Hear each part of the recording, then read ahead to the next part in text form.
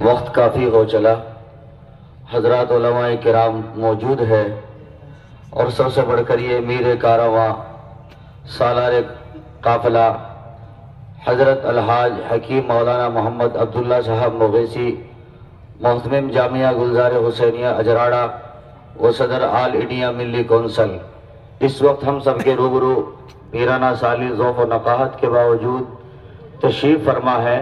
دل کی گہرائیوں سے حضرت والا کا استقبال ہے اور نہایت ادب کے ساتھ درخواست ہے حضرت والا کرسی پر جلوہ افروز ہو۔ آج کے سالانہ اجلاس میں بہت ساری شخصیات جلوہ افروز ہیں۔ اسی طرح جامعہ احمد العلوم خانپور کے محتمم حضرت مولانا مفتی محمد عمران صاحب قاسمی دامت برکاتہم العالیہ تشریف فرما ہے۔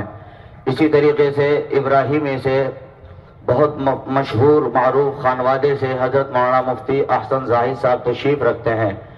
اسی طریقے سے علامہ عبدالغنی ازہری شاسی رحمۃ اللہ علیہ کے بیٹے حضرت مولانا مفتی عبدالحلیم صاحب محتمم مدرسہ بادشاہی باغ، وہ بھی تشریف رکھتے ہیں، ہم ان کا بھی استقبال کرتے ہیں۔ اسی طریقے سے جامعہ رحمت گھگرولی سے جناب حضرت مولانا عبدالمالک صاحب مغیثی بھی تشریف رکھتے ہیں، ہم ان کا بھی دل کی گہرائیوں سے استقبال ہے۔